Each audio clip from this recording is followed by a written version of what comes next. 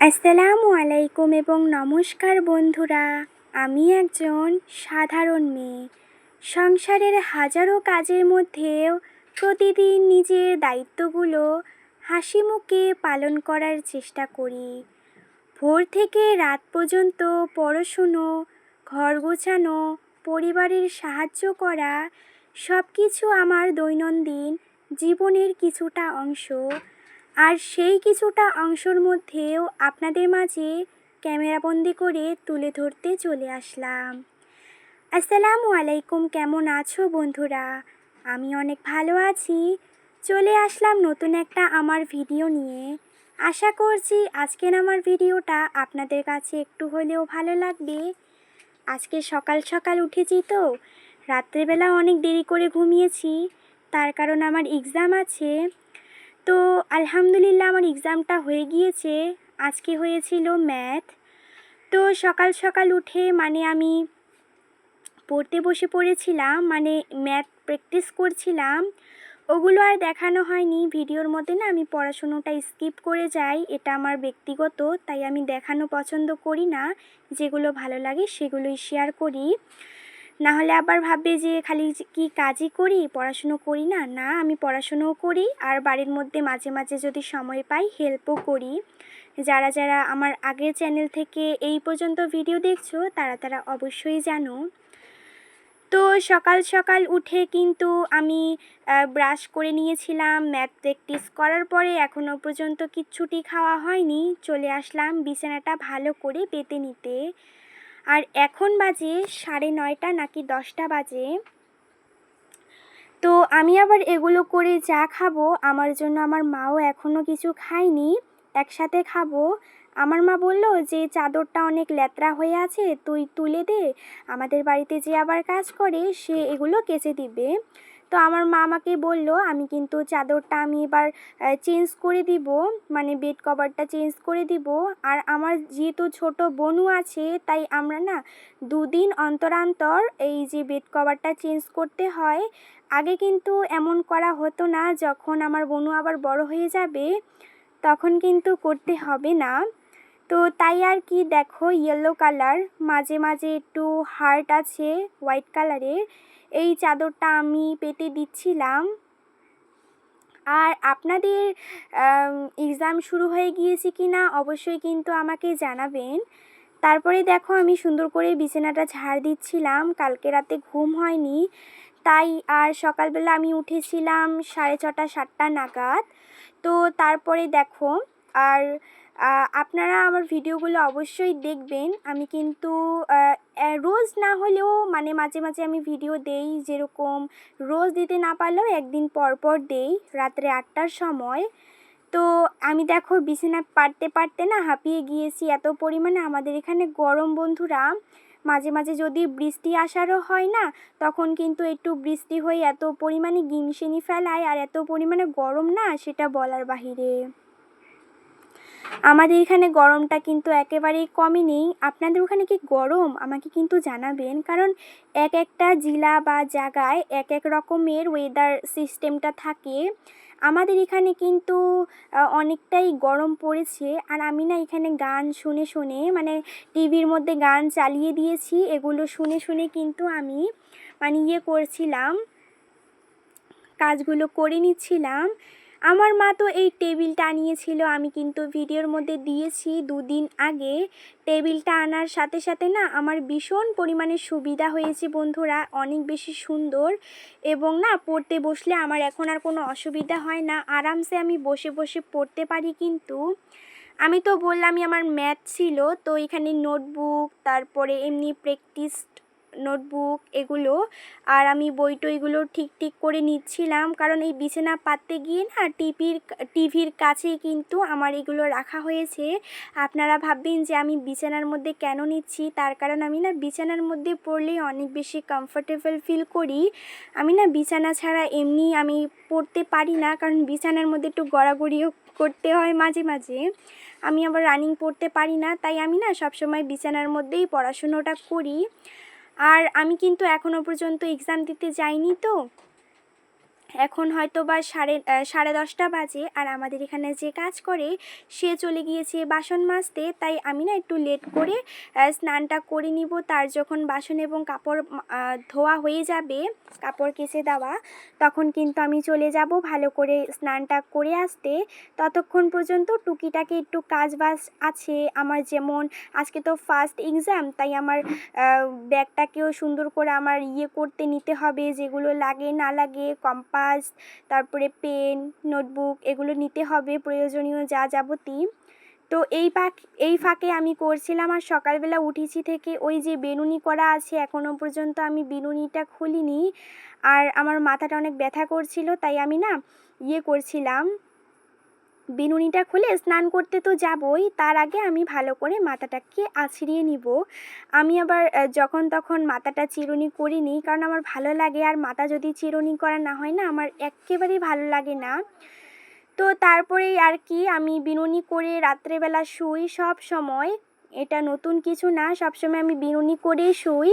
তো বিনুনিটা খুলে সুন্দর করে মাথাটা করে নিলাম। আর এখন যেহেতু স্নান করতে যাব, তাই মাথাটা আমি কোনো রকমে আমি শুধু জইটা ভেঙে তারপরে আমি না খোপা করে নিব, কারণ এক্ষুনি তো যাব আবার।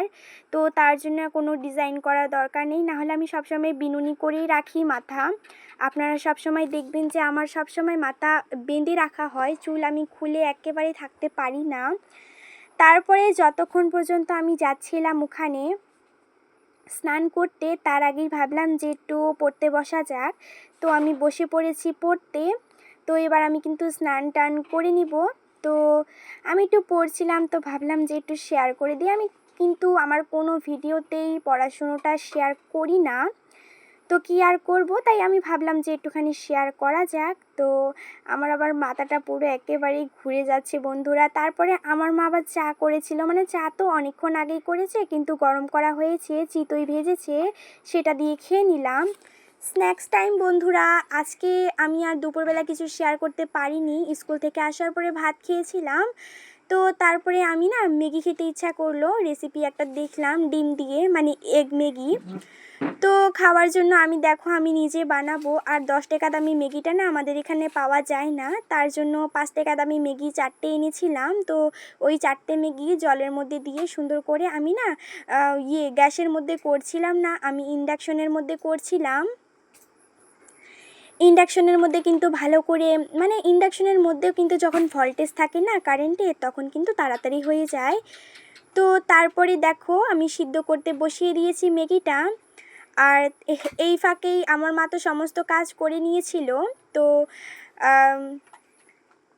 আর আপনারা ভাববেন যে স্নান করার পরেও কেন ওটা জামাই পরে আছি, তার কারণ হচ্ছে আমি সকালবেলা জামাটা চেঞ্জ করে নিয়েছিলাম সবার প্রথমেই। তো চেঞ্জ করার পরে না, মানে স্নান করার পর তো আমি স্কুল ড্রেস পরে গিয়েছিলাম, আর সকালবেলা পরেছি, ভাবলাম যে এটাই পরে নেওয়া যাক। মানে আমার বাসি যেটা জামা ছিল সেটা আমি চেঞ্জ করে নিয়েছিলাম, তো তাই বলে দিলাম। তারপরে দেখো এদিকে ওগুলো ঠিক করতে করতে ম্যাগির খোসাগুলো ফেলে দিয়ে আমি এবার এখানে এসেছি, দেখি যে ম্যাগিটা না সিদ্ধ হয়ে গিয়েছে। তো আমি না কারেন্টটা অফ করে দিলাম। তো ওদিকে একটু ম্যাগিটা ঠান্ডা হতে থাক, এদিকে আমি যেগুলো লাগবে সেগুলো ভালো করে কেটে নিব। এখানে পেঁয়াজ কেটে নিচ্ছি আমি। তো ভালো করে আমি পেঁয়াজটাকে প্রথমে ছিলিয়ে নিব। আর এদিকে ডিম আছে, আমি ডিম দিয়ে রান্না করব। তো আমি কিন্তু আমি বললামই তো, আমি রাত্রে 8টার সময় ভিডিও দেই। অবশ্যই কিন্তু আমার চ্যানেল সাবস্ক্রাইব করে আমার পাশে থাকবেন, এবং চ্যানেল যদি আগে থেকে সাবস্ক্রাইব করা আছে তাদেরকে অসংখ্য মন থেকে ধন্যবাদ জানাই। আর যখন নোটিফিকেশনটা অন করে দেবেন, আমি যখনই ভিডিও দিব আপনার কাছে না সবার প্রথমে নোটিফিকেশন চলে যাবে। আর আমার ভিডিওগুলো কীরকম করলে আরও বেশি ভালো লাগবে অবশ্যই কিন্তু আমাকে জানাবেন। আপনাদের সাথে কথা বলতে বলতে দেখো আমার পেঁয়াজটা প্রায় কমপ্লিট হয়ে গেছে ছিলা। এখানে আছে ডিম। আমি না সবসময় কিন্তু আমি ডিমটা দেই না, আর আমি যখন স্কুলে যাই তখন কিন্তু ম্যাগি নিয়ে একেবারেই যাই না। আমার মা আমাকে ম্যাগি নিয়ে যেতে দেয় না, সেটা কেন আমি জানি না, কিন্তু নিয়ে যেতে দেয় না। মানে গ্যাস হয় নাকি আর পেটের প্রবলেমও হতে পারে, তার কারণে কিন্তু দেখো কাঁচা লঙ্কাটা কেটে ছুরিটা ভালো করে মুছে নিলাম। তারপরে এদিকে চলে এসেছি, ম্যাগিটা ঠান্ডা হয়ে গিয়েছে। এবার জল থেকে কিন্তু ঝেড়ে নিব, ঝেড়ে ঝেড়ে ম্যাগিটাকে তুলে নিব। আর 10 টাকা দামি ম্যাগি আনলে কিন্তু একটু পরিমাণে হয়, কিন্তু আজকে বুঝলাম যে 5 টাকার ম্যাগিটাই কিন্তু অনেকটা পরিমাণে হয়। ওটার টেস্টটা একটু আলাদা আলাদা আর এটার একটু টেস্ট আলাদা, মানে আলাদা তো সবগুলোই হয়, একই জিনিস তো কোনো হবে না, ভিন্ন ভিন্ন স্বাদের তো হবেই। তো কী আর করবো, তো ভালো করে দেখো আমি এবার ম্যাগিটাকে ছাড়াচ্ছিলাম। আমি তো সবসময় ম্যাগি খাই, তাই জানি যে কোনটা বেশি কোনটা কম। যারা যারা সবসময় খাও তারা জানো, কিন্তু আমার মনে হলো 5 টাকার ম্যাগিটাই অনেক বেশি, মানে অনেক বেশি থাকে। কড়াইটা বসিয়ে দিয়েছি আর একটা জ্বালা হয়েছে বন্ধুরা। এই কড়াইটা যে এত বাজে আমি জানতাম না, আমার মা আবার আমাকে এসে বলল। আমি যখনই পেঁয়াজ দিয়ে তেলটা দিয়ে একটু নাড়াচাড়া করতে গেছি, চকচকে কড়াইটা এত পরিমাণে কালো হয়ে গেছে সেটা কি বলবো। আমার মা, আমি জানতাম না যে এখানে শুধু ডিম সিদ্ধ, আলু সিদ্ধ, মানে ডাল সিদ্ধ সিদ্ধ জিনিসটা করে, ভাজাভাজি করে না। দেখো 2 মিনিটের মধ্যে, আপনারা যদি দেখেননি অবশ্যই ভিডিওটা পাস করে দেখে আসতে পারেন। অনেক সুন্দর ছিল কড়াইটা, কিন্তু তেল দেওয়ার সাথে সাথে এমন জঘন্য কালো কিচকিচে হয়ে গিয়েছে।